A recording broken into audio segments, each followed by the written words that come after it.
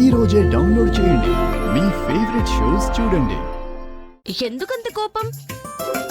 నువ్వు మట్టి తవ్వేటప్పుడు స్లిప్ అయి పడిపోతే షర్ట్ అంతా బురదైపోయింది. దాంతో షర్ట్ పడేసి కొత్త షర్ట్ కొనుక్కున్నావు. చెప్పొద్దా? దాని గురించి చెప్తున్నావా? మరి దేని గురించి చెప్తుందనుకున్నావురా? అదే అన్నమాట మ్యాటర్.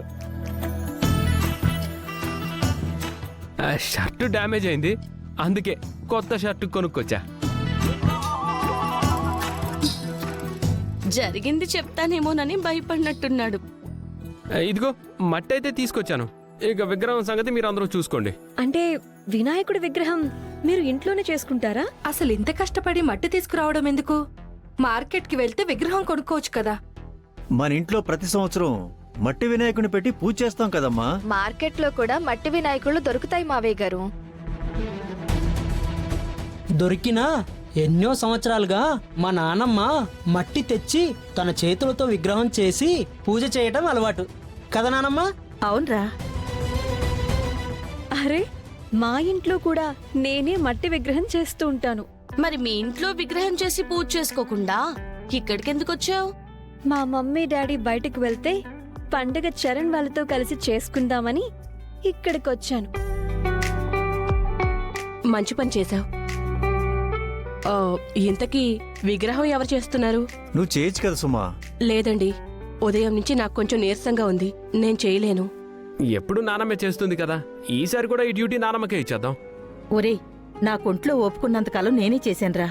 ఇప్పుడు వినాయకుడి విగ్రహాన్ని నా చేతులతో నేనే చేయాలన్నా ఓపిక లేదు. మీలో ఎవరో ఒకరు కానివ్వండి.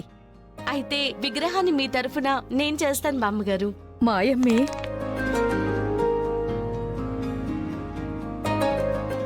ఏంటి నువ్వు చేసేది? పోనీ మీరు చేస్తారా? నేనంటే నేను చేస్తాను.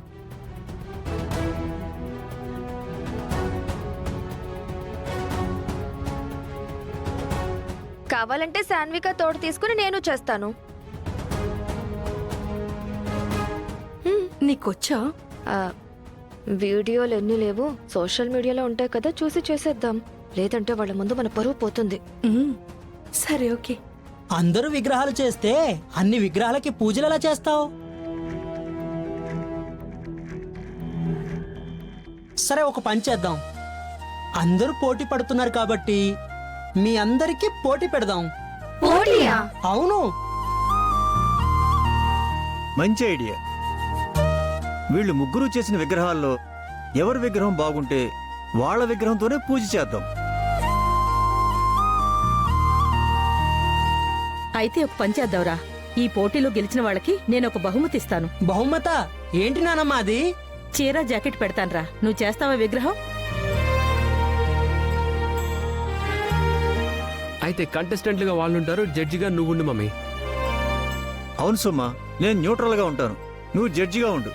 ఎవరి విగ్రహం బాగుంటే వాళ్ళను విన్నర్ గా డిక్లేర్ చేయి. ఏమంటారు? రెడీ.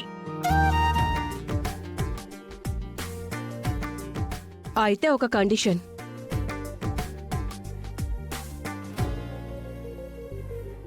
కండిషన్ ఏంటి? విగ్రహాన్ని 1 అవర్లో పూర్తి చేయాలి. ఇచ్చిన టైంలో విగ్రహం పూర్తవ్వాలి.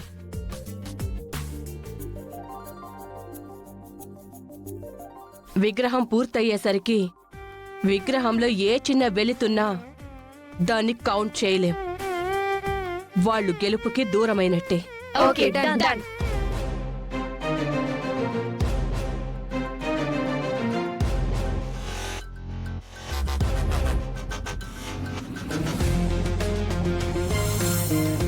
చూడు భువన, ఎట్టి పరిస్థితుల్లోనూ ఈ పోటీల్లో నువ్వే గెలవాలి. అదేంటంటే నేను గెలవకూడదా? ఈ పోటీ పెట్టేది మీరు గెలవాలని కాదు, పల్లవి ఓడిపోవాలని. మీలో ఎవ్వరు గెలిచినా నాకు ఓకే. అయినా జడ్జిగా నువ్వే ఉన్నప్పుడు గెలుపు మాలో ఎవరికొకరుకుంటుంది, కానీ ఆ పల్లవికి ఎందుకిస్తావు? అవును, అలాంటి ఛాన్సే ఇవ్వను. కానీ మీరందరూ కేర్ఫుల్గా ఉండాలి. విగ్రహాన్ని బాగా తయారు చేయండి.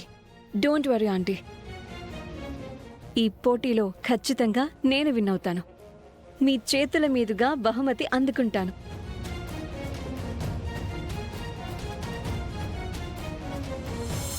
నేను నా మనవరాలకు సపోర్ట్గా ఉంటాను. నేను నా ఫ్రెండ్కి సపోర్ట్గా ఉంటాను. అదేంటి, నువ్వు నాకు కదా సపోర్ట్గా రావాలి? నువ్వు మా అక్కని సపోర్ట్గా తెచ్చుకున్నావు కదా.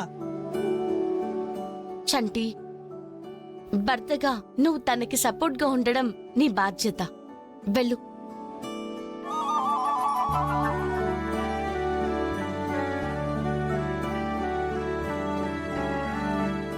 నా సపోర్ట్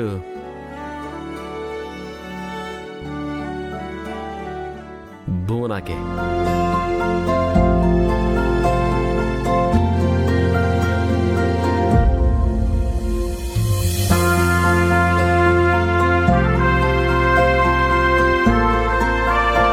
సరే సరే, స్టార్ట్ చేయండి.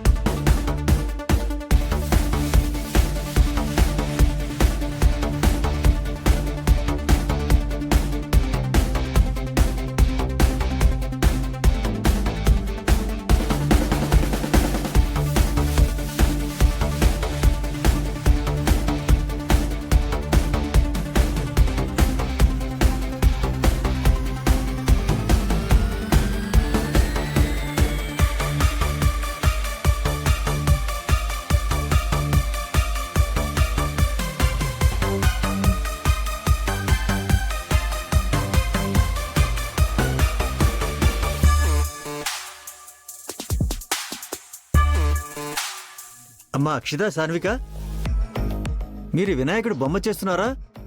బండరాళ్ళు ఒకదాని మీద ఒకటి పేరుస్తున్నారా? వాళ్ళని చూడండి ఎంత బాగా చేస్తున్నారో.